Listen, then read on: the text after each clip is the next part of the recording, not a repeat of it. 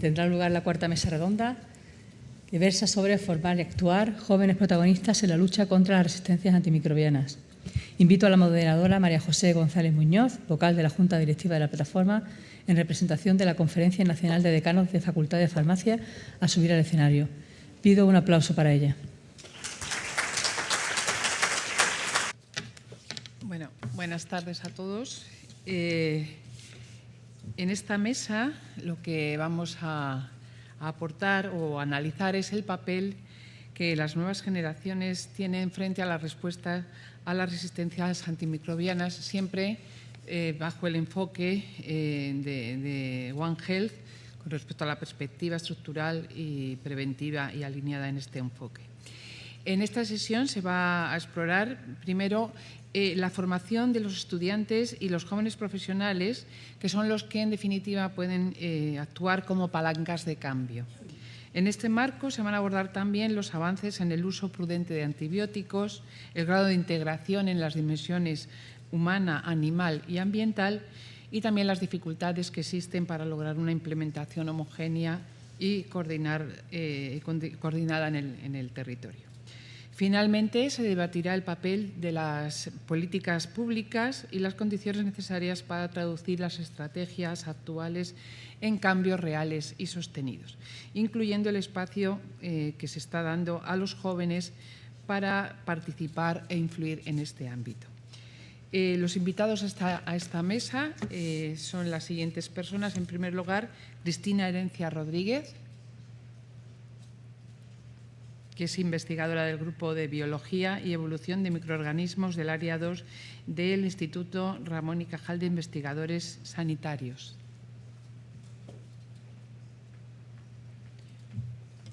Hola, Cristina. Buenas tardes. Ella es licenciada en Bioquímica y realiza su doctorado en el Centro de Investigación y Biología Margarita Salas. Bienvenida. Gracias. La segunda persona que va a estar en esta mesa es Gala Sendano, que es vicepresidenta de Capacitación y Actividades de Infant Spain.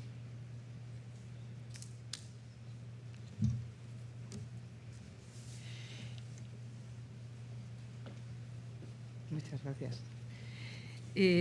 A continuación va a estar con nosotros Cristina Muñoz Madera, que ella es coordinadora del PRAN en el área de sanidad ambiental. Ella es veterinaria por la Universidad Complutense de Madrid y jefa del área preclínica y clínica procedente, es que no me entiendo ni mi letra, perdón, del Departamento de Medicina Veterinaria de la Agencia Española de Medicamentos. Muchas gracias. Y por último, también Bárbara Astilleros Carballo, que es Policy Manager del MSD en España. Bárbara es directora asociada de Government Affairs of MSD Spain y es graduada en Biología por la Universidad de Murcia y tiene el máster en Calidad y Medio Ambiente y experta también en Psicología Básica. Muchas gracias.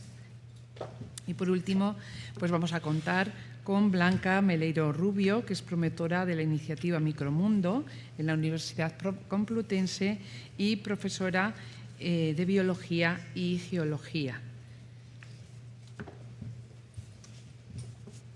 Muchas gracias. Bueno, pues bienvenidas a todas. Muchísimas gracias por su participación. Y bueno, para una pregunta así común, para abrir fuego y para ponernos en contexto, os lo dirijo, tenéis 1 minutito y medio para contestar. La pregunta es la siguiente: desde vuestra experiencia, si tuvierais que señalar una palanca que hoy podría marcar diferencia frente a las reacciones adversas a medicamentos, ¿dónde pondríais el foco y qué actores deberían tener un perfil más activo en este cambio? Hola. Sí, bueno, yo soy estudiante de cuarto de medicina, entonces yo creo que tenemos que poner la atención en el estudiantado como motor de cambio. Yo vengo en representación de la Asociación de Estudiantes de Medicina IMSA Spain Y bueno, creemos que el primer paso, ¿no? Frente a cualquier tipo de problema que se nos presente y concretamente la lucha contra pues, la resistencia a los antimicrobianos se aborda con la educación y con la formación. Entonces, bueno, ya hablaremos un poco más adelante durante la mesa, pero yo pongo un poco la atención y el foco en los estudiantes. Hola, buenas tardes a todos. En primer lugar, bueno, muchas gracias por contar conmigo en esta mesa. Y pues yo creo que la resistencia a antibióticos es un problema multidisciplinar y muy complejo, y las soluciones que tenemos que dar pues, son igualmente multidisciplinares. Y, o sea, desde un único frente creo que es difícil contestar esta pregunta. Pero una de las apuestas que yo tengo en la que yo creo es la investigación. Investigación en nuevos antibióticos, nuevas terapias, nuevos métodos de diagnóstico, un uso más racional de los antibióticos y todo este tipo de cosas. Y una buena investigación tiene que ir ligada a un soporte por el poder político que tenga una apuesta firme por el sector científico, ¿no? Más medios, más salarios, más estabilización, ¿no? Todo este tipo de cosas. Y bueno, no estoy diciendo solo una cosa, como ves, porque es un problema multidisciplinar, pero creo que también esto tiene que ser global, ¿no? Que no vale solo con que un investigador, solo en España o solo en Europa, ¿no? Que es un poco también la idea de una sola salud, que todos los sectores y todos los países del mundo estén comprometidos, ¿no? Entonces, bueno, se van a tocar más temas. Sí, como Sí, abrir un sí. Muchas gracias. Por favor, Cristina. Bueno, buenas tardes y gracias por invitarme a esta mesa, que me parece que es bastante interesante. Yo voy a complementar, porque es inviable el dar solo una idea y me parecen fabulosas las dos que haya escuchado. Pero si en mi experiencia en el Plan Nacional Resistencia a Antibióticos algo ha tenido éxito, es la comunicación clara. Tenemos que explicar las cosas para que las entienda todo el mundo, no solo el investigador de enfrente, no solo el médico de enfrente, veterinario, etcétera.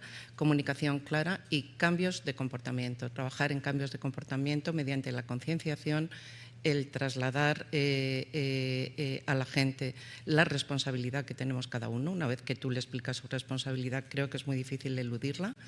Y luego lo que tenemos que hacer también es concienciarnos de que si aquí no participamos todos, esto es inviable. No solo las sanitarias. Yo, One Health, en este problema concretamente lo llevo mucho más allá. Necesitamos muchas más disciplinas que no son sanitarias y, por tanto, a la hora de identificar actores, lo que digo es que no dejo a nadie fuera. Desde mi abuela hasta el político más relevante, todos tenemos que estar involucrados. Si no, la cadena siempre se partirá en algún eslabón. Por supuesto. Muchísimas gracias. Bárbara. Se escucha bien, entonces. Pues nada, buenas tardes a todos. Yo voy a seguir el hilo de Cristina y voy a añadir algo más, porque estoy de acuerdo con lo que han dicho todas mis compañeras. Y añado algo más, y va muy en hilo y muy adecuado con la guía que se presentó ayer y con lo que se habló ayer como pilar fundamental del One Health, ¿no? Que es la prevención primaria. Y creo que también una de las herramientas que nos puede ayudar mucho a prevenir las resistencias antimicrobianas justamente es la prevención primaria. Según un estudio de Lancet de hace un par de años, de los 5 millones de muertes que ha habido a nivel global relativos a las resistencias antimicrobianas, 517.000 muertes se podían haber evitado por el uso de vacunas que ahora mismo están en el calendario vacunal. La vacunación es una herramienta que tenemos que está infrautilizada, que está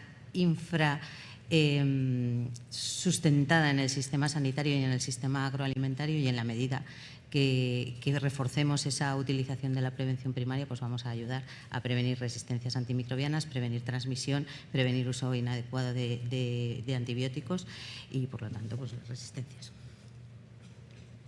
Muchas gracias. Por favor, Black. Sí. Hola, buenas tardes. Muchas gracias. Bueno, yo voy un poco en línea con lo que ya habéis comentado todas. Para mí las principales palancas sería la divulgación y la prevención. es cierto que cada vez más estamos haciendo un esfuerzo enorme por hacer la ciencia accesible a todo el mundo y dar a conocer este problema, que todavía es muy desconocido para muchas personas. Pero creo que tenemos que seguir haciendo hincapié en la divulgación de este problema, en la concienciación para un uso racional y adecuado de los antibióticos, porque, como comentabais, ahora mismo pues una de las principales soluciones o planes de choque para frenar esta problemática sería la prevención, y eso pasa por conocer cómo tomar correctamente los antibióticos, cómo hacer un uso adecuado de ellos. Por supuesto, los jóvenes tienen que tomar protagonismo, y para ello creo que también es muy importante que los profesores, bueno, yo soy profesora de secundaria, que los profesores también seamos ese motor y podamos formarles en este tema, no solo a estudiantes de ciencias, sino que esto sea algo transversal y sea conocido por todo el mundo, porque es algo del día a día. No podía estar más de acuerdo, de verdad, porque justo en esta mesa lo que vamos a tratar es justo de la formación, que es una forma de prevención. Lógicamente, la formación es fundamental. La siguiente pregunta va para ti, Gala. Desde tu experiencia como estudiante, ¿cómo consideras que se aborda actualmente la resistencia antimicrobiana en los itinerarios académicos o formativos, y qué aspectos deberían reforzarse para preparar mejor a las futuras generaciones? Bueno, en primer lugar, decir buenas tardes, que se me ha olvidado antes. Y bueno, siguiendo un poco esta línea, ¿no?, de que ponemos el foco en el estudiantado y en la formación, no solo a nivel de la educación superior, sino también pues, en colegios e institutos. Hablando en lo que a medicina se refiere, y como estudiante de medicina, dentro de la asociación tenemos analizadas cuáles son las principales barreras en la formación del estudiantado frente a la resistencia a antimicrobianos. Y es fundamentalmente que la organización de los propios planes de estudios, que generalmente pues, la organización en la universidad, ¿no?, es departamental. Pues se nos enseña un poco en cada asignatura de cómo tratar las infecciones, pero no contamos con una asignatura concreta o transversal de la optimización, por ejemplo, del uso de los antibióticos. Entonces, bueno, esta es una de las principales dificultades en formación que hemos observado, el tema de los planes de estudio. Luego también el tipo de enseñanza, y esto ya no hablando solo de resistencia a antimicrobianos, sino de muchos otros temas, ¿no?, que en medicina podrían enseñarse mejor. La mayor parte de nuestro tiempo en la universidad la dedicamos a las clases magistrales. Y bueno, dentro de los estudios, ¿no?, de sondeo que hemos hecho en los estudiantes de sexto de medicina, que después de 6 años pues ya tienen un conocimiento de cómo ha sido su formación y de lo que estas personas creemos que podría ser diferente, creemos que justo para atacar temáticas como lo son la resistencia a los antibióticos, pues otro tipo de formación y de forma de impartir debería emplearse, ¿no?, en forma de casos clínicos aplicados, en forma de la enseñanza entre pares, por ejemplo, y hacer pues, que esto sea una prioridad, no un tema dentro de una asignatura más grande, que es como es hasta ahora. Sí. Bueno, yo ahora voy a hablar como decana, sí, y como docente. Evidentemente hay que darle una vuelta, sí, a lo que es el tipo de enseñanza, cómo llegar a vosotros, y la lección magistral efectivamente está un poco trasnochada, pero de momento tampoco tenemos herramientas como para darle la vuelta a este tema. Bueno, eso es otra historia. Me voy con Blanca. Desde tu responsabilidad en la formación complementaria y la sensibilización del estudiantado sanitario, ¿cómo crees que iniciativas como la que tú llevas de Micromundo pueden despertar vocaciones para generar conciencia social y convertir a la juventud como una aliada frente a esta resistencia antimicrobiana? Pues, bueno, el proyecto Micromundo, imagino que mucha gente lo conoce un poco. Si no, es un proyecto de aprendizaje-servicio impulsado, bueno, yo en este caso he colaborado con la Universidad Complutense de Madrid, colaboré como alumna universitaria y ahora desde la otra perspectiva como profesora lo he integrado en el instituto donde trabajo. Entonces, este es un proyecto que combina un poco la parte más experimental, práctica, para la búsqueda de nuevos antibióticos a través del cultivo de microorganismos de muestras de suelo. Tratamos de buscar actividad antimicrobiana ahí. Y a la vez es un proyecto de divulgación, muy divulgativo. Damos a conocer el tema de la resistencia a los antibióticos y bueno, tratamos de concienciar sobre el uso racional, como comentaba antes. Entonces, es un proyecto muy completo y que, en mi opinión, tiene un grandísimo impacto en los alumnos. Se hace habitualmente con alumnos de cuarto de la ESO, primero de bachillerato, entre 16 y 17 años. Y creo que es una muy buena forma de despertar vocaciones científicas porque es una aproximación al trabajo de laboratorio. En muchos casos, estos estudiantes pues, quizás nunca hayan pisado un laboratorio básico de instituto o lo hayan hecho muy pocas veces. Entonces, es una manera de hacer un experimento real, una investigación real, porque realmente estamos buscando actividad antimicrobiana en muestras donde no conocemos lo que hay.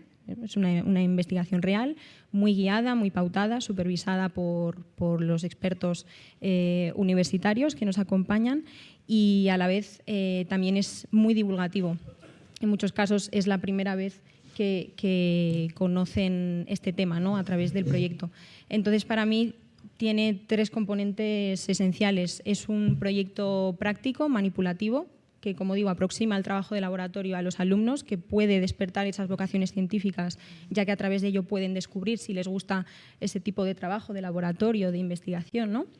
Es muy divulgativo, permite crear esa conciencia para el uso racional de los antibióticos. A mí me sucedió cuando participé en la universidad por primera vez. Y luego es de un gran impacto, tiene un gran impacto didáctico, porque bueno, es muy visual, es manipulativo y sí que tenemos la experiencia de muchos alumnos que luego se llevan este mensaje a casa, que lo transmiten a sus familias y al final eso también es lo que queremos, ¿no?, que las familias también se involucren más y que ese mensaje se disemine para que bueno, entre todos podamos colaborar a frenar las resistencias. Entonces, bueno, para mí es un proyecto extraordinario, muy completo y que ojalá pudiera llegar a muchos más alumnos, a muchos más institutos. No, es una idea fantástica. Sí, buenísima.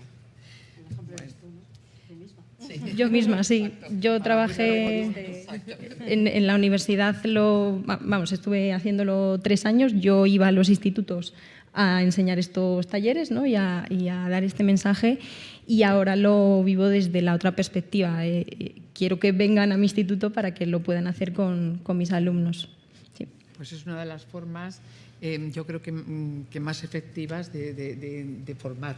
Totalmente. Es totalmente, más en estos tiempos que todo es, hay que verlo, pues se ve lógicamente. Bien. Como sabemos, la resistencia antimicrobiana no solo afecta a la salud humana, sino también a la salud animal y a la medioambiental. Cristina, desde el área de sanidad animal del PRAM se han impulsado distintas actuaciones para promover un uso más prudente de los antibióticos, tanto en el ámbito veterinario y ganadero. Y desde tu experiencia, ¿qué medidas se han mantenido, han tenido un impacto más claro en la reducción y mejora del uso de estos antibióticos en animales y qué factores clave han sido para que funcione? Pues hombre, sin dudarlo, si yo tengo que destacar una medida estrella en la parte de sanidad animal es lo que hemos denominado los grupos REDUCE. Los grupos REDUCE son unos grupos con carácter voluntario en el que cada sector productivo se desarrollaba su propio traje, se ponía sus propias metas de carácter voluntario. Insisto mucho en esto porque es lo que más asombraba cuando lo presentábamos en Europa y en el mundo, es lo que más asombraba, que fuese de carácter voluntario. Y sobre esto cada uno se puso sus propios objetivos de reducción y buen uso de antimicrobianos y conseguimos en el plazo de 10 años una reducción del 70% del consumo de antibióticos en sanidad animal, que es la envidia, os lo puedo asegurar, y nos ha hecho ir por Europa con la cabeza muy, muy alta. ¿Por qué tuvo éxito? Pues yo, cuando lo analizamos, llegué a varias conclusiones. Primero, carácter voluntario. Yo creo que si a la gente tú le explicas la importancia de las cosas y sabes explicárselas, la normativa está muy bien, pero la normativa sin que se acompañe de una explicación y de un acompañamiento no va a tener éxito. Segundo lugar, herramientas que faciliten el llevarlo a cabo. Desde el PRAN hemos desarrollado muchas herramientas que el sector nos demandaba y que nos decía pues nos vendría muy bien el tener esta herramienta o esta otra. Y en tercer lugar, datos. Tenemos muchísimos datos. Yo hace 2 días que estaba también en una charla con One Health, decía, One Health no es solo trabajar la parte de sanidad humana, salud animal y medio ambiente juntos, no. One Health es que las administraciones hablemos entre nosotros, porque hace una semana hemos coincidido y 2 ministerios hermanos y la agencia estábamos trabajando en exactamente lo mismo. Exactamente lo mismo. Nos habíamos dedicado a inventar la rueda los 3 en paralelo. Pues si entre nosotros no tenemos esa unión, es muy complicado. Luego tenemos que trabajar también en One Health en eso. Pero luego, por ejemplo, datos. Tenemos muchísimos datos que no aprovechamos. No integramos. Tenemos datos de humana, de medio ambiente, de sanidad animal, tenemos datos que nos vienen de este sistema, de este otro, pero cada dato por separado tiene su valor.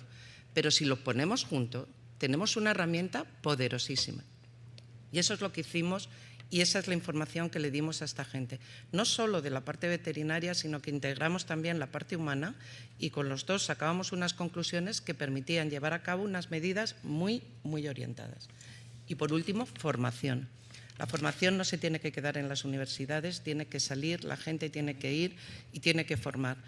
Tiene que formar a la gente que día a día está usando los antibióticos. Y en el sector veterinario, no nos engañemos, el que administra los antibióticos es el señor que está en la granja y que en el 90% de las veces no habla español. Entonces hay que buscar un mecanismo para que a ese señor le podamos formar, le podamos explicar cómo hacerlo, que lo entienda y que a su vez no lo encuentre como una imposición, sino como algo beneficioso para su trabajo. Poniendo todo eso en junto, tuvimos bastante éxito y yo creo que es la medida estrella que destacaría. Y mi más cordial enhorabuena. Vamos, al plan. Sí. Se lo transmitiré. Nos vamos a la industria farmacéutica. Más allá del desarrollo de nuevos fármacos, ¿qué papel está jugando para la industria farmacéutica para favorecer un uso más responsable de los antibióticos? Pues bien, como bien dices, además del desarrollo de fármacos, antibióticos y vacunas, Efectivamente. nosotros... ¿Está el micro mal? Como Sí, lo he sí, tocado, está perfecto. que me acerque. Sí. Como soy tan alta, además. Bueno. Pues eso, además de fármacos y vacunas, nosotros somos uno de los pocos laboratorios que tenemos investigación en salud humana y salud animal. Y la principal aportación que hacemos a nuestro ecosistema es el impulso del uso responsable de los antibióticos, ¿no? De los que disponemos. Para ello lo que hacemos, como somos un laboratorio multinacional, tenemos iniciativas a nivel global. Estas iniciativas a nivel global, por ejemplo, hemos colaborado con más de 900 hospitales, hemos formado a 100.000 profesionales sanitarios a lo largo de más de 27 países, de low and medium income, de los que tienen menos recursos en resistencias antimicrobianas, y hemos establecido más de 500 vías clínicas para la optimización y el buen uso de los recursos antibióticos que tienen, ¿no? Estos son en países que tienen menos ingresos y las vías clínicas que hacemos las hacemos adaptadas a las condiciones de cada país, a la epidemiología de cada país, las resistencias que tienen en cada país, los recursos, los hospitales, el sistema sanitario. Cada vía que implantamos es un mundo, ¿no? En el caso de España es diferente porque tenemos un plan estupendo. Entonces, como tenemos un plan estupendo que funciona bien, nos alineamos con el plan para trabajar y seguir haciendo esa difusión del uso responsable de los antibióticos desde multitud de esferas para intentar llegar a la máxima población posible, ¿no? Desde hace 10 años colaboramos con Micromundo. Estamos financiando esta actividad de aprendizaje-servicio en la Complutense para que pueda seguir llegando a más y más estudiantes de más y más disciplinas. También desde hace 10 años colaboramos y patrocinamos junto con el PRAN el curso de verano de la Complutense de Resistencias y One Health, al que estáis todos invitados si queréis asistir, que es el 1 de julio de este año, 1, 2 y 3 de julio. Allí estaremos, Cristina y yo, ¿no? Efectivamente. También hemos intentado innovar en formatos para llegar al máximo de la población. El año pasado, por ejemplo, nos dio un premio el PRAN de una de las campañas que hicimos de resistencias antimicrobianas, que fue copiar el formato del programa de la Resistencia de televisión para hablar de las resistencias antimicrobianas, y lo emitimos durante la Semana Mundial de las Resistencias Antimicrobianas, y bueno, pues tuvimos ese premio. También tenemos un récord Guinness, nos dieron un récord Guinness por la mayor cadena humana de transmisión de mensajes de yo hago buen uso de los antibióticos, y bueno, intentamos innovar en ese tipo de formatos para llegar al máximo posible de la población. Esto no quita también que trabajamos con los hospitales, trabajamos con el PRAM y con los PROAS de los hospitales para asegurar ese buen uso de los antibióticos. Otra de las cosas que hacemos es generar evidencia. Lo que decía Cristina, tenemos muchos datos, nosotros también generamos datos, tenemos un programa SMART, si me enrollo tú me cortas, desde que tengo muchas cosas que contar, desde el año 2002, un programa SMART que es a nivel global. SMART es un estudio para la observación de tendencias de resistencias antimicrobianas a nivel global. Estamos que no me lo diga mal, en 200 centros en 60 países, y lo que hacemos es todos esos datos que recogemos de las resistencias que van apareciendo y esas tendencias los ponemos a disposición de investigadores y de gobiernos para que puedan anticiparse en la toma de decisiones con esos datos. Y como decía también al principio, también impulsamos la prevención. Tenemos 14 de las 17 vacunas que hay ahora mismo en calendario, que además hago un especial hincapié en que el calendario vacunal no es solo infantil, que esto es algo que todavía tenemos que seguir trabajando. El calendario vacunal, yo os animo a que entréis en la web del Ministerio de Sanidad y veáis que es un calendario vacunal para toda la vida. Hay vacunas que están establecidas igual que para los niños, para los adultos, y eso ayuda mucho a la prevención de resistencias, pues los adultos nosotras somos las jóvenes de esta mesa. Exacto, ya lo sé. Los adultos, No quería presumir. los adultos somos más vulnerables a las infecciones y por lo tanto también más vulnerables a esa generación de resistencias, y al final no hacemos un buen uso de los antibióticos, ¿no? Por eso es muy importante vacunarnos. Y también tenemos muchas vacunas animales, y para que os sintáis orgullosos también tenemos la fábrica más grande de salud, la tercera fábrica más grande de salud animal, que tiene más de 90 vacunas animales aquí en España, en Salamanca, que yo siempre lo digo en todas las intervenciones, la mitad de los pollos del mundo de consumo, que ya es, porque con la cantidad de pollo que se consume se vacunan con vacunas que se han hecho en España, en esta fábrica de Salamanca. Y esa es nuestra aportación fundamental. ¿Te parece poco? Además de... Bueno, pues es para estar doblemente orgulloso. Vamos con los jóvenes, Cristina.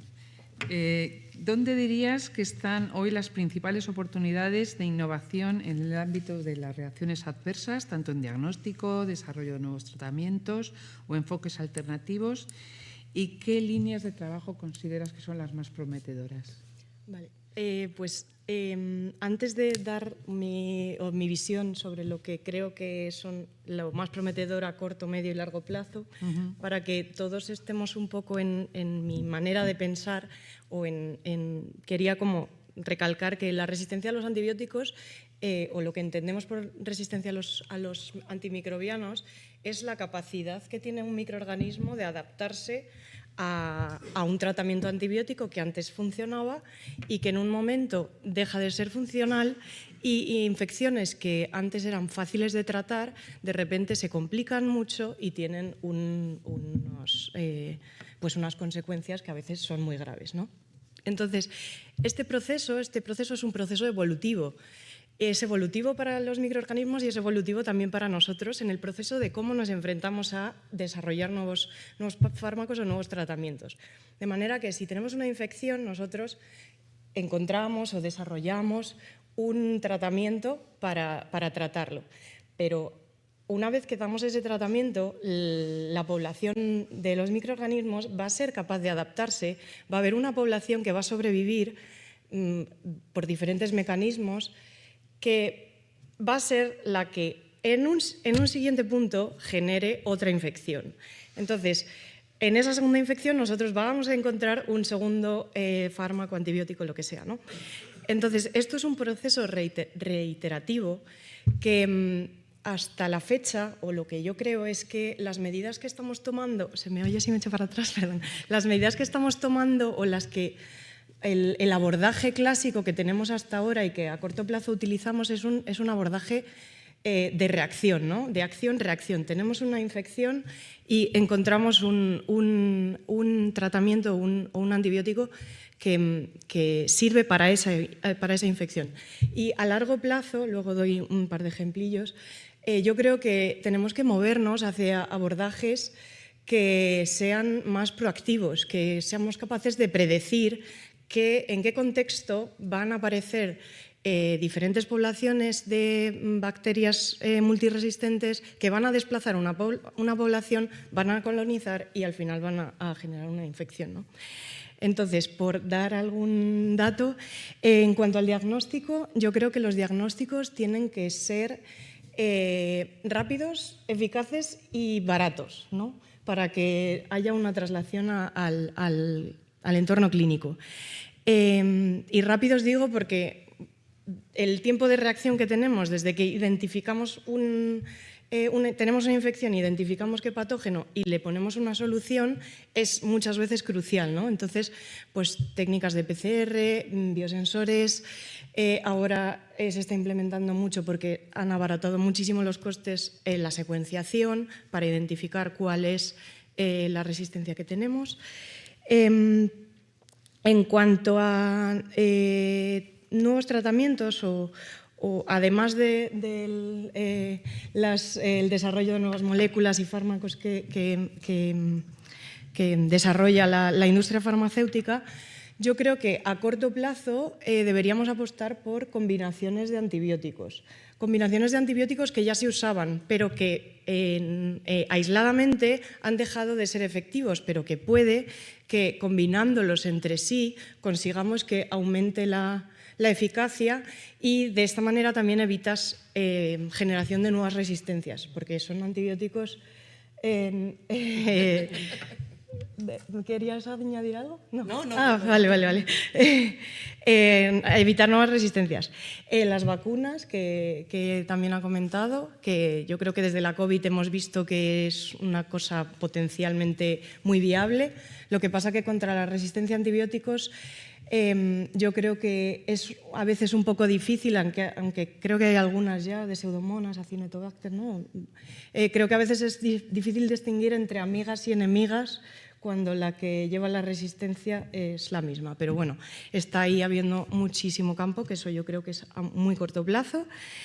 Y luego, en cuanto a terapias alternativas al uso de antibióticos, pues está la clásica fagoterapia, que seguramente todos nos suene, que es lleva investigándose desde hace casi 100 años. Y últimamente el tratamiento es utilización de virus específicos de bacterias para tratar bacterias resistentes a los antibióticos. Y lo que faltaría, yo creo, en este contexto es actualizar la regulación de su uso, ¿no? Que todavía no está muy claro. Otra cosa que se usa mucho y tiene una efectividad muy alta es el trasplante de microbiota fecal, que se está utilizando mucho en infecciones recurrentes o que tienen un fallo terapéutico porque ningún antibiótico es capaz de solucionarlo con Clostridium. Es que han cambiado el nombre, Clostridioides difícil ahora, sí, con las actualizaciones de la filogenia, que tiene una efectividad del 90% y se usa bastante para la restauración del equilibrio de la microbiota del paciente. Y, por ejemplo, voy a barrer para mi laboratorio. En mi laboratorio, por ejemplo, estamos combinando estas dos últimas terapias que os he comentado, preparando un cóctel de probióticos procedentes del propio paciente, cosa que llamamos autobióticos. Entonces, evitamos de alguna manera los posibles rechazos que tiene el trasplante de microbiota fecal y tratamos, para eliminar selectivamente la bacteria resistente, lo tratamos con el sistema de edición genética CRISPR-Cas, que seguramente muchos conocéis, que lo que hace es simplemente un target súper específico y súper preciso para la bacteria que lleva la resistencia, dejando el resto de la microbiota intacta. Y estamos teniendo muy buenos resultados. Y otra línea de investigación que tenemos en el laboratorio, más enfocada a esto que he dicho de que hay que ser más proactivos, porque al final todas estas terapias que estoy diciendo son más reactivas, es el estudio de las interacciones de las comunidades microbianas. ¿Qué es lo que hace? ¿Cuáles son las características que debe tener un entorno o una comunidad? ¿Y cuáles son las interacciones que hay entre ellos para que haga que sea más o menos perturbable y más o menos susceptible a que entre un nuevo agente y al final tengamos de nuevo una colonización y una infección? Y yo creo que más o menos esta es mi visión de medio, corto y largo plazo. Bueno, pues vamos, una visión perfecta. Bueno, me gustaría, mira, es que esto me he acordado antes escuchando la charla anterior, que también con relación a los jóvenes y a más nuevas tecnologías, implementar también el uso de modelado metabólico y algo que hemos mencionado aquí, la transversabilidad entre sectores, bioinformática, biología molecular, epidemiología, todos juntos a una, también se ha hablado, que toda esa información que estamos generando dentro de diferentes bloques, pues podamos ser capaces de usarla y usarla racionalmente, ¿no? Que al final... También esta mañana se ha hablado de la IA, cómo puede ayudarnos a predecir. Justo. Y entonces esto sería muy interesante de tenerlo en cuenta. Eso es. Bueno, esta pregunta es para Gala y para Blanca. Se refiere a que uno de los principales retos pues, es reducir la distancia entre la investigación y la aplicación real. En vuestra opinión, ¿qué haría falta para acercar la investigación en RAM a estudiantes y jóvenes profesionales e incorporar antes ese conocimiento a la práctica y a la toma de decisiones? ¿Cómo queráis? Yo misma. Sí, bueno, pues yo vuelvo a hacer un poco hincapié en el tema de los planes de estudio y de formación, que es lo que yo humildemente como estudiante de cuarto de medicina puedo aportar. Al final, bueno, depende un poco, ¿no?, de cada facultad, pero generalmente en las facultades de medicina, pues el protagonismo que tiene la investigación o lo que se transmite sobre investigación a los alumnos es muy reducido. Generalmente es el estudiante el que pues, tiene que acercarse al profesor o al docente para preguntar qué están haciendo en su servicio sobre, pues, en este caso, por ejemplo, resistencia a antimicrobianos. Entonces, desde la asociación nosotros creemos que se debe... O sea, se debe hablar con el estudiantado de medicina, y esto es extrapolable, ¿no?, a todos los estudiantes de otras áreas de las ciencias de la salud, para que sean partícipes, ¿no?, en un poco en la modificación o en la edición de los planes de estudio, para que la investigación pues no sea algo opcional, es decir, que no sea la bajo como yo lo entiendo, ¿no?, que no sea el estudiante el que tiene que preguntar por iniciativas de investigación, sino que forme parte pues un poco del plan de estudios. Entonces, por una parte, el tema de los planes de estudio y del protagonismo que se le da a la investigación. Luego, en un segundo lugar, bueno, nosotros a partir del tercero de carrera hacemos rotaciones en los servicios, yo en mi caso en el Hospital General Universitario Gregorio Marañón, y pues tenemos microbiología en segundo y en tercero, pero no hacemos, por lo menos en la Universidad Complutense de Madrid, rotaciones por estos servicios. Bueno, creo que justo para tratar el tema de resistencia a antibióticos antimicrobianos, pues sería una buena idea, ¿no?, que el estudiantado se formara parte, ¿no?, de los grupos de microbiología, para ver cómo se trata este tema de la resistencia a antimicrobianos en el día a día y en los pacientes. Y luego, un último punto que también hemos observado nosotros es la poca colaboración que esperamos que sea más y estamos trabajando para que así sea entre el estudiantado de medicina y otros estudiantes de ciencias de la salud, que esto casi de las tres partes pues quizá puede parecer la más irrelevante, pero yo creo que es de lo más importante, ¿no? Siguiendo un poco toda esta línea, ¿no? de una única salud, creo que los estudiantes de medicina pues barremos un poco demasiado para casa, ¿no? Para el contexto clínico y para lo que es la medicina a pie de cama en un hospital. Y bueno, la medicina es mucho más que eso, ¿no? Entonces, ¿cómo aplicarlo? Pues con la modificación de los planes de estudio, con el protagonismo del estudiantado en servicios, por ejemplo, de microbiología, y luego con una comunicación entre diferentes disciplinas, porque no podemos entender, yo creo que la carrera de medicina está muy centrada en la salud humana y creo que hay una parte pues, de investigación, de veterinaria, de medio ambiente que el estudiante de medicina desconoce y que bueno, no debería ser así, ¿no? Eso es. También con los de farmacia tenéis que comunicaros. Bueno, es broma. También. Pues yo, un poco siguiendo la línea de Gala, por supuesto los planes de estudio creo que son siempre revisables, mejorables, siempre se pueden optimizar. Y bueno, yo desde el instituto, para mí este tema es algo que se debería tocar desde cursos muy inferiores, ¿no? Desde primero de la ESO y si se pudiera antes, pues antes. Este es un tema que se empieza a tocar en cuarto de la ESO, superficialmente, y fijaos, biología en cuarto de la ESO ya ni siquiera es obligatoria, es una optativa dependiendo del itinerario que siga cada alumno. Entonces va a haber muchísimos alumnos que ni siquiera lleguen a saber qué es esto de las resistencias a los antibióticos, ¿no? Si no eligen esa optativa. Entonces, para mí acercar este tema, esta conciencia sobre este problema, también pasa por hacerlo mucho más transversal, más troncal, ¿no? a todos los niveles y que, por supuesto, no se quede como un tema solo de estudiantes de ciencias, sino que sea un tema que llegue a todos los alumnos.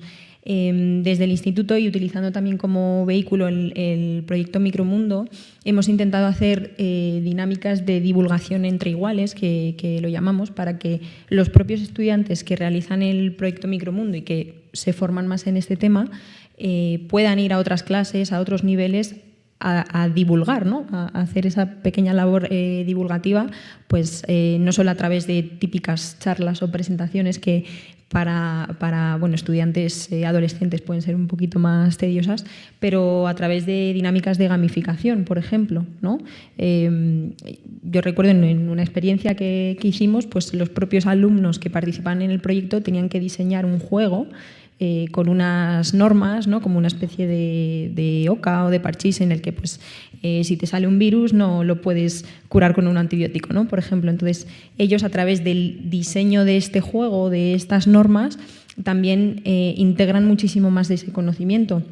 Siempre decimos que cuando mejor entiendes algo es cuando eres capaz de explicarlo. Entonces, también de alguna manera les hacemos hacerlo, ¿no? Que sean ellos protagonistas de su propio aprendizaje y que puedan luego transmitirlo a sus iguales, a otros alumnos que no han participado en este tipo de iniciativas, pero que también deben conocer este tema. Y siempre es mucho más atractivo que te lo cuente un compañero, una persona que ves como tú igual, a que te lo cuente un profesor, ¿no? Que a veces pues bueno, puede ser menos divertido, algo un poquito más tedioso. Intentamos que sea un tema atractivo para ellos, que sea relevante para su realidad y que por lo tanto puedan integrar este mensaje y transmitirlo a sus iguales, a sus familias y llevarlo fuera del aula.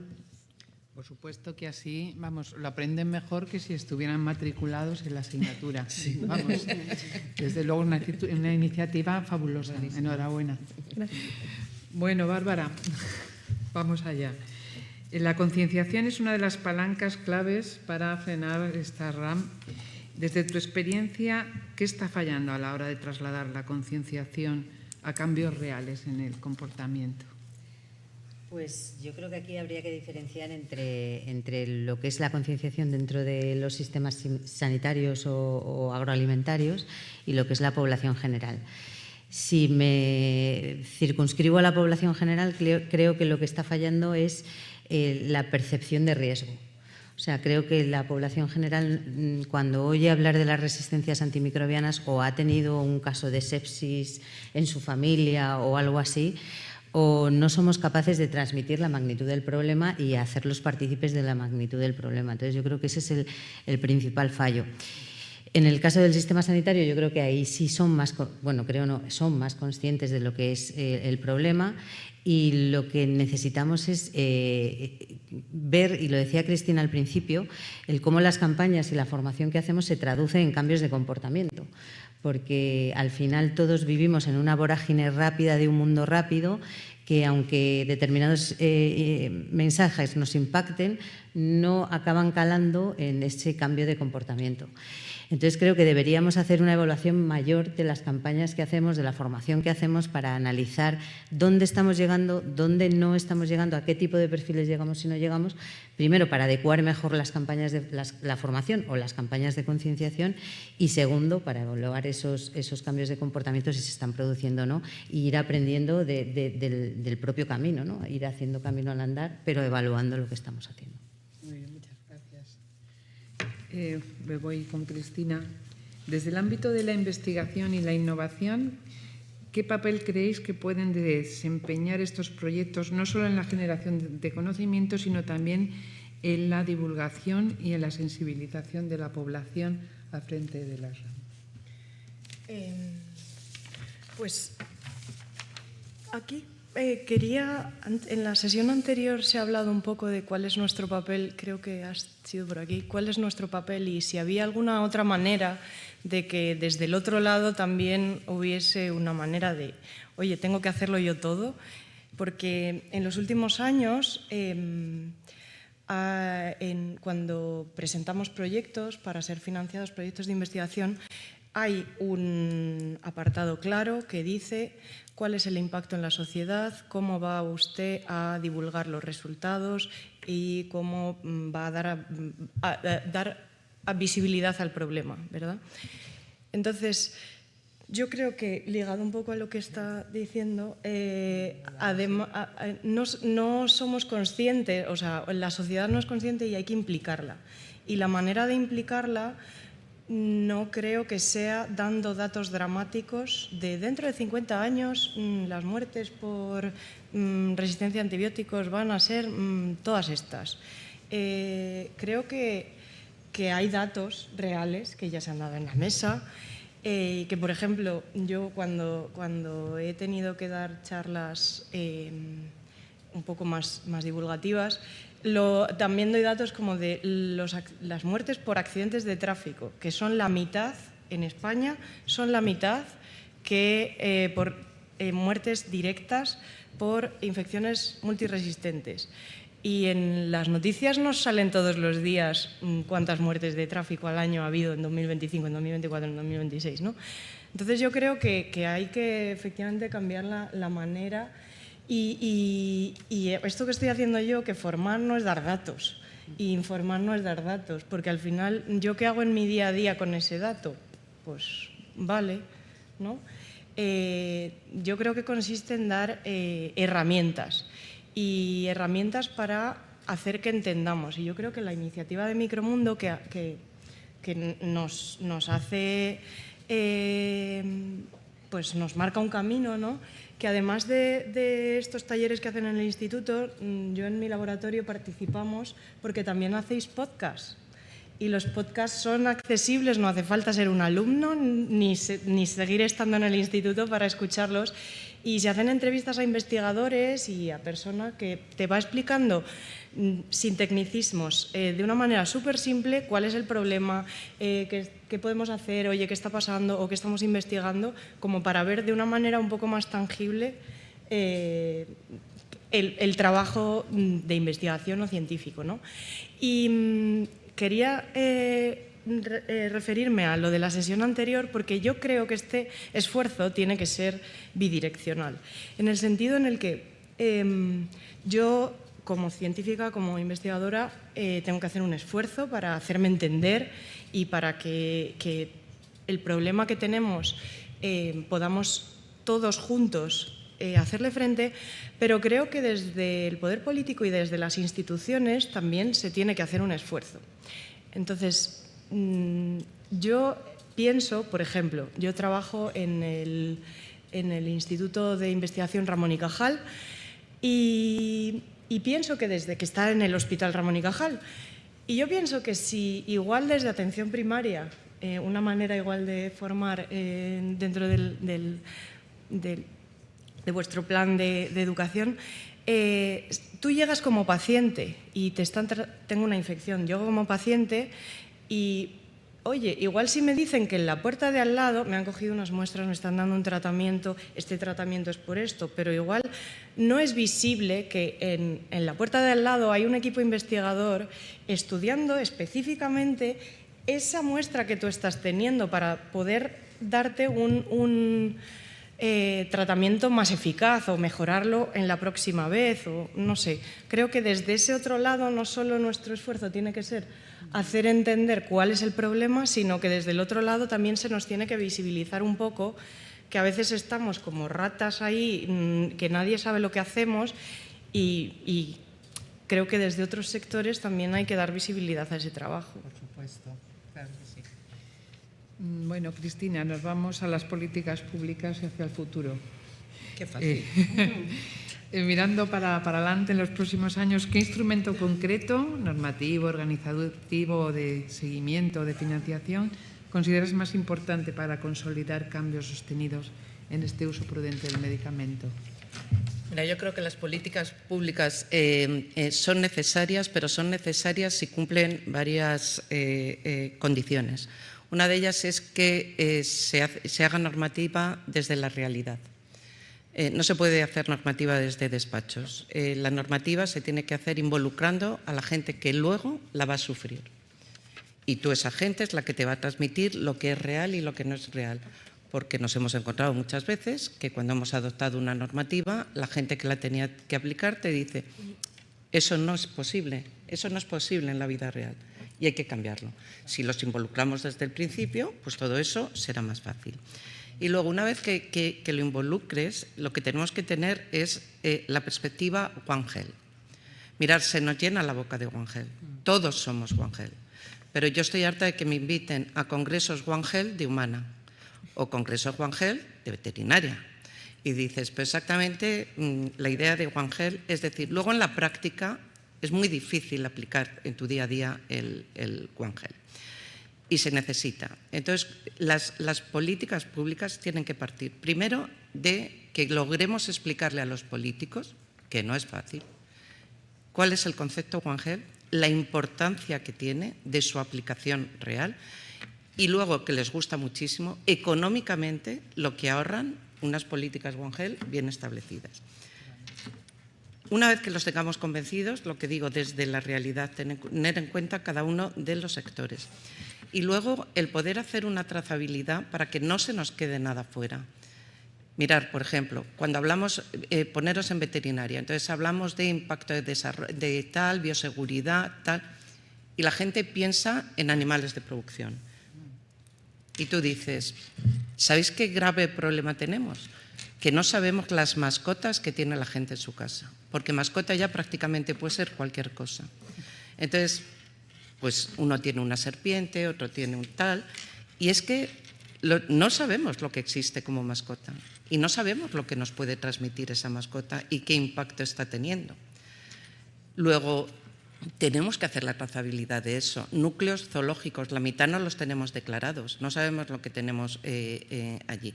Es decir, como no tengamos una perspectiva global, una perspectiva One Health y una perspectiva desde aquí, empecemos desde el origen, y el origen nos viene normalmente de los animales, pasando por todo el medio ambiente y llegando luego a salud humana, y esta política debe englobar las tres cosas, pues esa política probablemente no sea una política exitosa. sin dudarlo. Y luego, una de las cosas que yo siempre digo, hay que meter en la política la necesidad de hacer,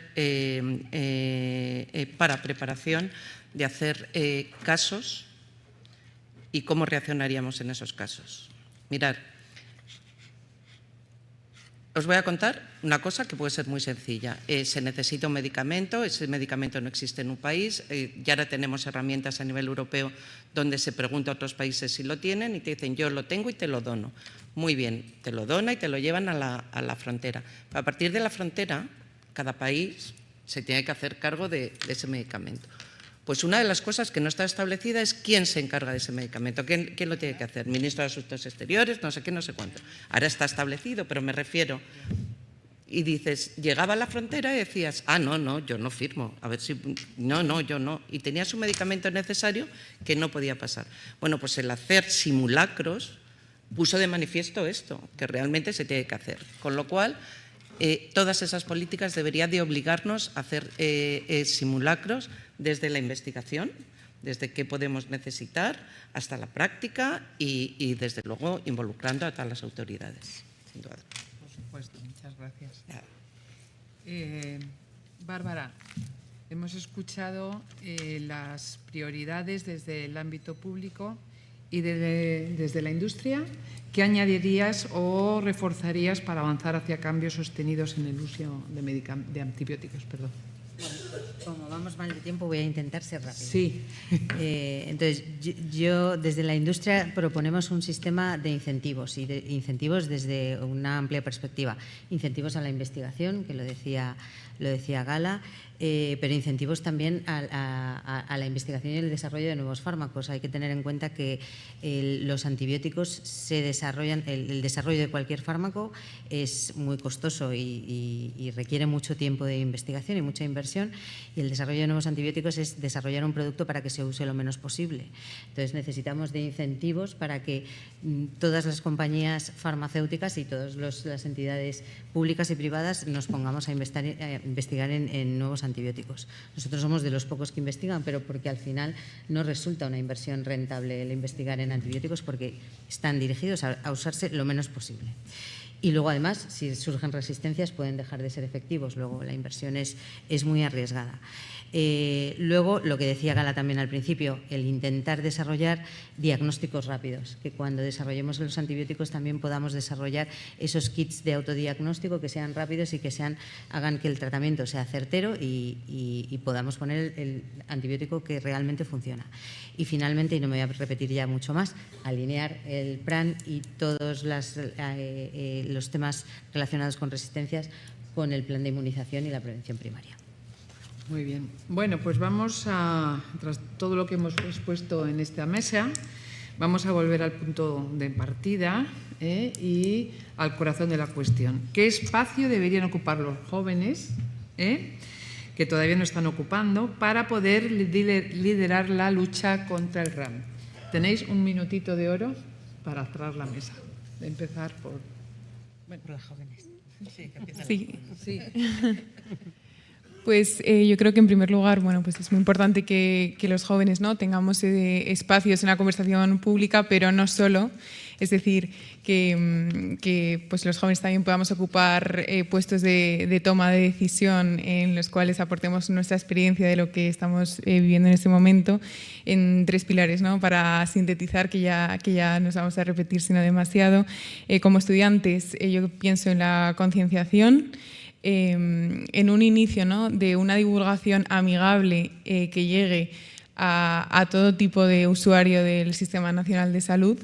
Recojo también tu idea de poder hacer también entender que detrás de un médico o médica que te atiende, pues hay un grupo de investigación detrás también, y dar ese protagonismo, porque si no existiera ese grupo, ese doctor no te podría dar un fármaco.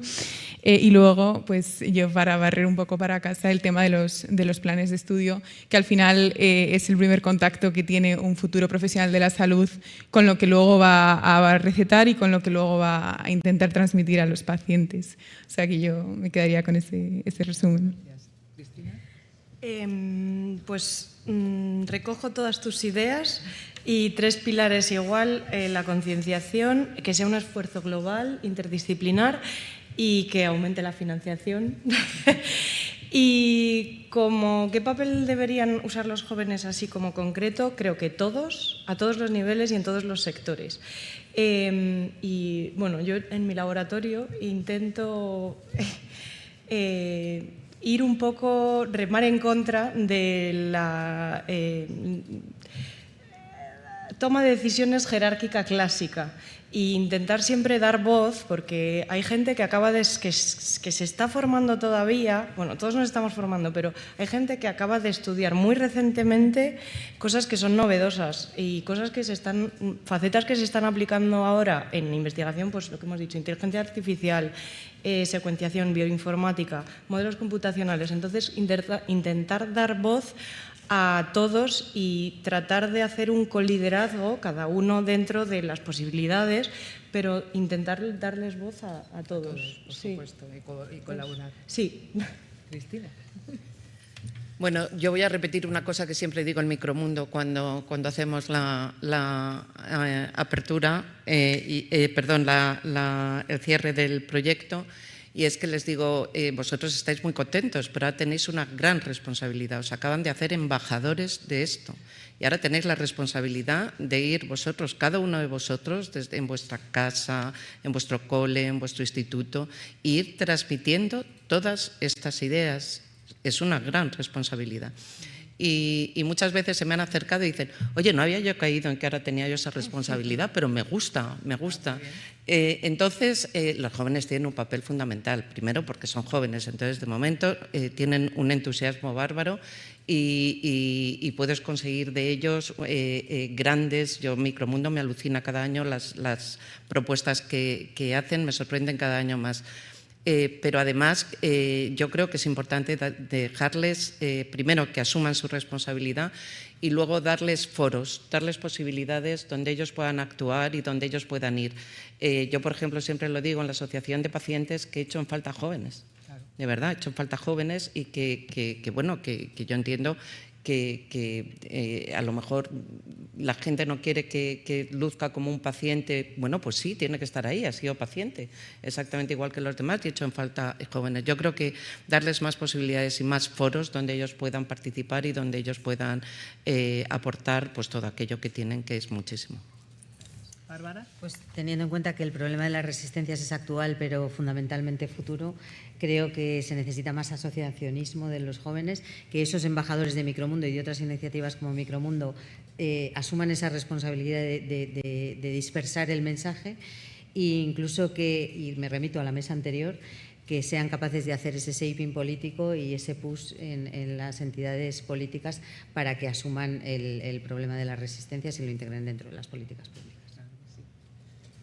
Y bueno, yo por último, y recogiendo todo esto que ha comentado Cristina, al final cuando a los jóvenes, y pensando un poco en los adolescentes, ¿no?, alumnos de secundaria y bachillerato, cuando les damos una responsabilidad, una misión, al final también ellos se sienten importantes, ¿no?, y su entusiasmo por hacerlo automáticamente crece, ¿no? Entonces, me parece súper interesante que hubiera una mayor coordinación entre expertos y profesorado para que, ya que este alumnado quizás no tiene la posibilidad pues, de asistir a congresos de este tipo o no se va a poner a leer papers científicos, ¿no?, porque no forma parte de su zona de confort todavía a esta edad, pero sería súper interesante que pudiéramos hacer pues, pequeños congresitos en los propios institutos, ¿no?, y que ellos puedan ejercer esa responsabilidad de comunicar el mensaje y que llegue a muchas más personas, por supuesto. Bueno, pues estamos, yo creo que está muy claro el mensaje. Yo creo que se podían resumir en que, por supuesto, nuestros jóvenes, nuestra juventud es el futuro y su formación es fundamental, no solamente en este tema que estamos tratando de las resistencias a antibióticos, porque son ellos los que van a heredar lo que les estamos dejando.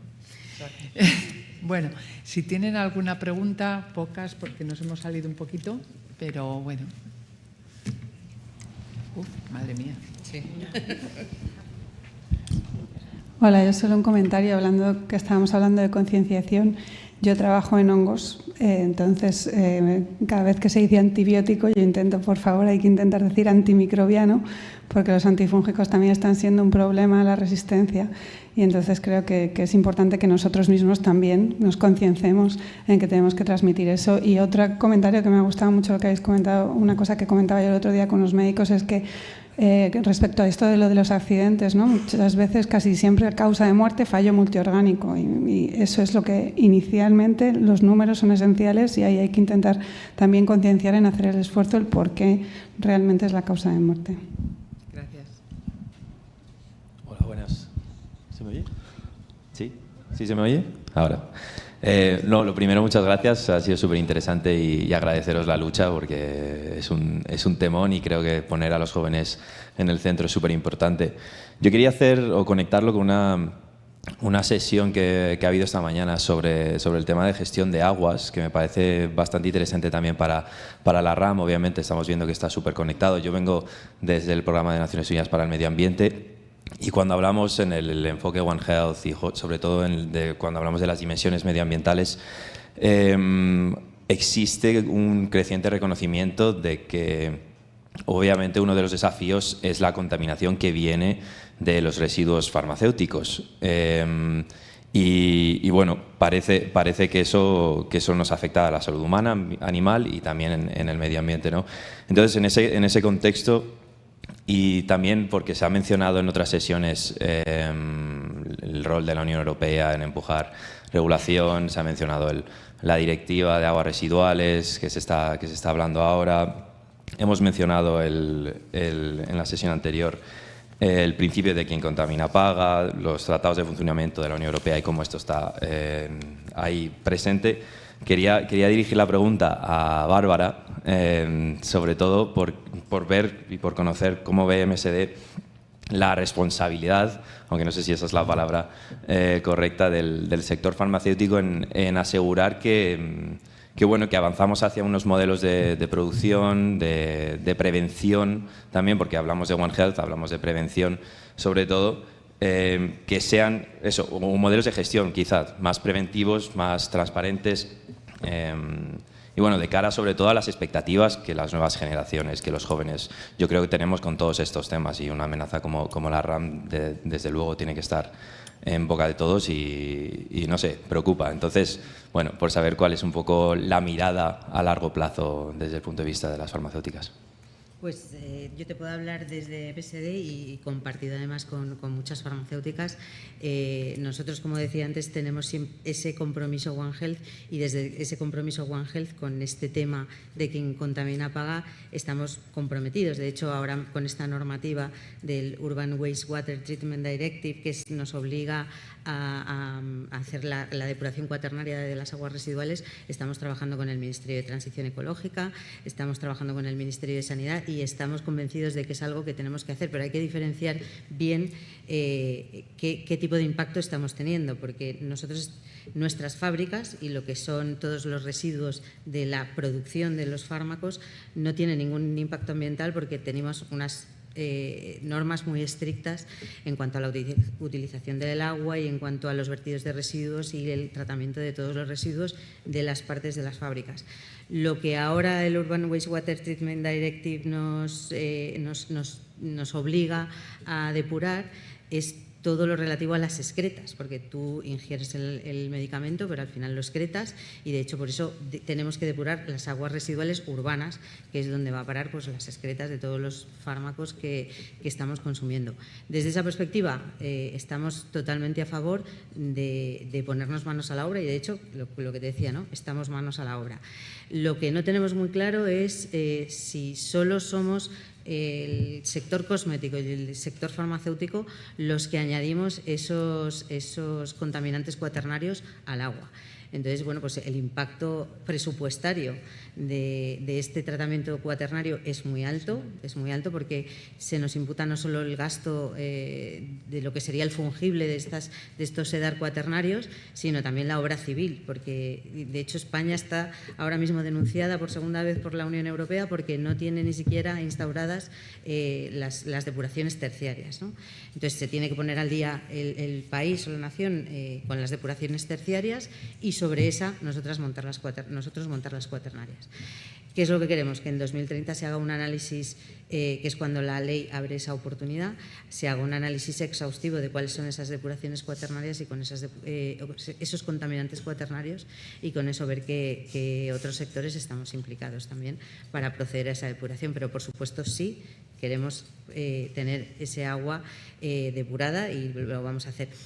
También lo hemos hecho con los puntos SIGRE, que parece puntos SIGRE, esto nadie lo usa, solo cuando el medicamento está caducado. No, el punto SIGRE está hecho para llevar cualquier residuo de medicamento. ¿Para qué? Precisamente para eso, para que se trate de una manera especial y que restos de antibióticos no acaben en basuras tradicionales o en vertederos tradicionales, que son otro foco de resistencias antimicrobianas. Si lo llevas a SIGRE, nosotros tratamos entre todas, bueno, es un scrap, es un sistema de recogida colectivo, y ahí lo que hacemos es asegurarnos de que se tratan bien los residuos para que no haya ese tipo de problemas. O sea que yo creo que dentro de todos los sectores la industria farmacéutica es uno de los primeros y de los pioneros que está intentando que el impacto sea el menor posible. Una pregunta más y ya cerramos la mesa. ¿Se oye? Sí. A ver, primero, bueno, no me voy a oponer nunca a que se haga sensibilización. O sea, pero quizás estamos sobrevalorando la sensibilización. Creo que es más importante la formación y la educación de base. Quiero agradecer a Cristina una intervención que ella ha puesto encima de la mesa muy potente. Y es que la resistencia antimicrobiana es un proceso evolutivo. Soy profesor de biología y geología durante 35 años, que para lo que me han pagado. No hace falta hablar de resistencia antimicrobiana para explicar la resistencia antimicrobiana. Desde primero de la ESO hay evolución. Con explicar un poquito de biología es suficiente. Y poner esto como ejemplo de esa evolución y otras cosas también es suficiente. Cristina también ha hablado de la microbiota. Por ejemplo, esto no es un Tetris, no es un juego de adivinanza, pero tenemos 50 billones de células humanas y en total 1 trillón, es decir, más del doble de células no humanas en nuestro cuerpo. Nosotros en sí somos un ecosistema, en sí, por no hablar de los propios genes. Los propios oncogenes son virus. Y nos han traído aquí, la evolución nos ha traído aquí por esto. Entonces, repito, está muy bien la sensibilización, pero la formación y la información a todos los niveles creo que es fundamental. Es que yo creo que no puedes sensibilizar si no formas e informas. Es imposible. Claro, el sensibilizar requiere antes formación e información, con lo cual no puedo estar más de acuerdo contigo. Sí, sí. Bueno, pues nada, solo queda agradecer a mis compañeras de mesa el haber estado aquí. Muchísimas gracias. Yo creo que ha sido una mesa bastante interesante. Y doy por cerrada la mesa y os invito a tomar un cafelito para reponer fuerzas. Muchas gracias a todos.